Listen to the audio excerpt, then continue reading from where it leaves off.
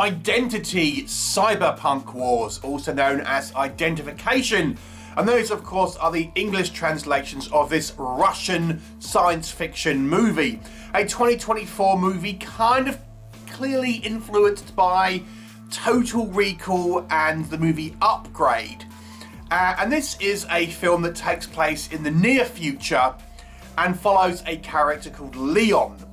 And here's a guy that has undergone some type of cybernetic enhancement, and he wakes up in a kind of lab in a facility somewhere with no memory, and he gets a message that he needs to escape, and so he does, pursued by various kind of security guards and stuff, and he cannot remember anything about his kind of previous life, but his cybernetic implants seem to give him super fast reflexes, strength, the ability to kind of be kind of quite proficient in a fight, you might say, and also gives him the ability to control technology to a degree.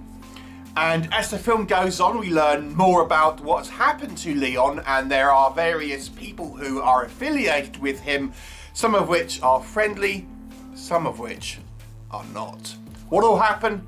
You'll have to watch the movie and find out. So, I watched this in the dubbed or English language version rather than the subtitle version, so bear that in mind. So let's discuss what I think works in this movie's favour. Now, this is, I say, a Russian movie, and I have quite liked a lot of Russian films that I've seen. They've mostly been kind of horror, to be honest. So, you know, here we have the science fiction one. In general, Russian films, I have generally felt that kind of it has a level of polish.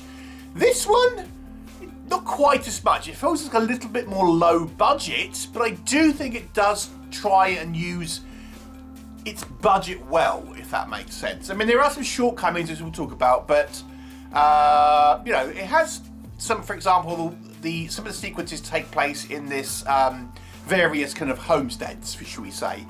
And they've clearly chosen buildings that have like interesting architecture and stuff, like modern sort of and quite sort of interesting design features and stuff. So it gives it this kind of sort of futuristic feel without kind of, you know, feeling too far flung in the future, if this makes sense.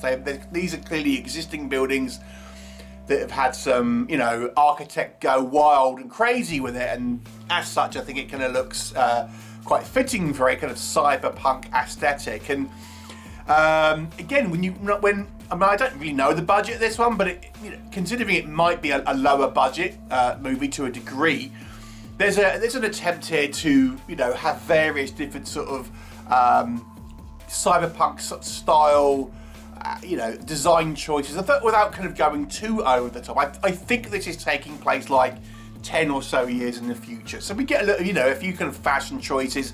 There are a couple of like cybernetically enhanced people that again have similar kind of abilities to our sort of main character, kind of Leon, and the ability to control technology, and the technology that is around at this point is clearly kind of more advanced, futuristic weapons and things like this, without ever really being like, you know, Star Trek levels of future kind of tech and things like that. It's still sort of relatively grounded. People are kind of still driving cars and things like that. I mean, again, some of this might be down to the budget.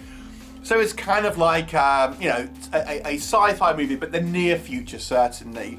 But it still has a element of that flashy sort of style that cyberpunk has somewhat kind of popularized. So I did kind of quite like some of the kind of the aesthetics. And there are definitely, as I say, influences, primarily I would suggest through Total Recall and Upgrade. The fight sequences, especially with Upgrade, and then some of the kind of the nothing to do with getting yo ass to Mars or anything like that, but things to do with the memories and kind of being able to kind of wipe memories and things like this and implant new ones and such. And that will remind you of kind of Total Recall and stuff. And there's quite fun. There's even some sort of direct sort of quotes and things, which I found were quite amusing. There are kind of a few action sequences peppered throughout, and they're kind of done through like wire food to a degree, so they're kind of somewhat exaggerated. As I said, they do kind of represent a little bit of a rip-off of Upgrade, admittedly, but they're still kind of quite fun. If not, it's not exactly a massively action-heavy movie by any stretch, but when we do see it, I still didn't quite enjoy it. And again, some of the kind of the design choices with this kind of makes it sort of a quite fun experience.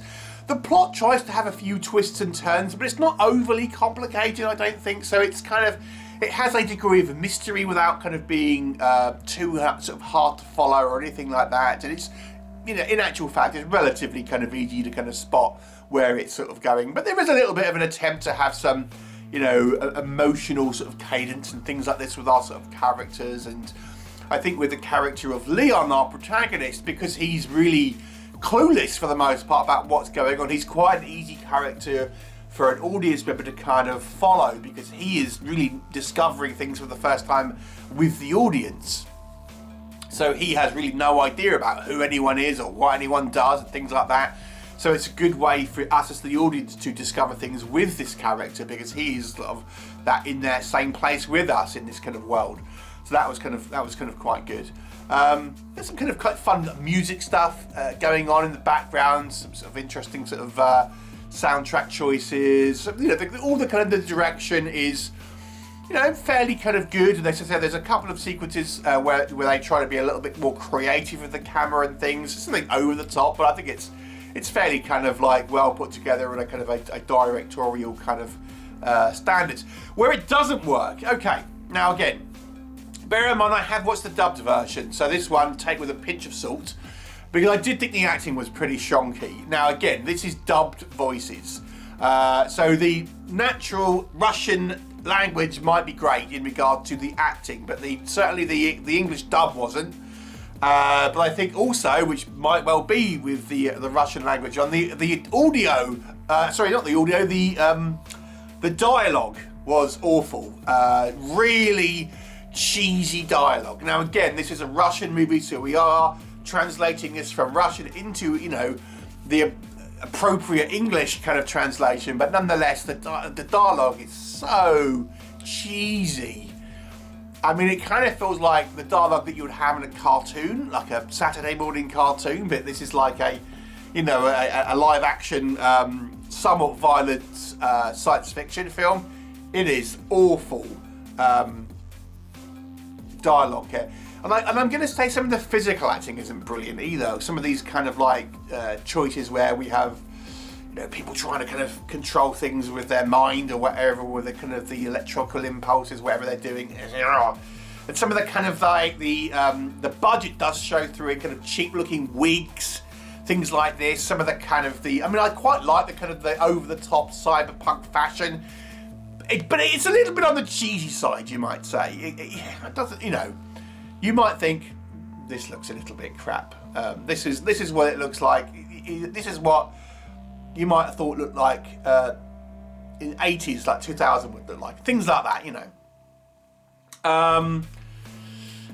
Some of the action sequences, although they're quite fun, they're not as well choreographed as, like, for example, Asian martial arts films and things like that. Some of the kind of the wire work here is a little bit on the rough side, where it looks like it's wire work and they don't quite work as well. And I think it could have had dialed the action up just a scooch, because it feels a little bit on the underwhelming side when it does come to the action sort of sequences.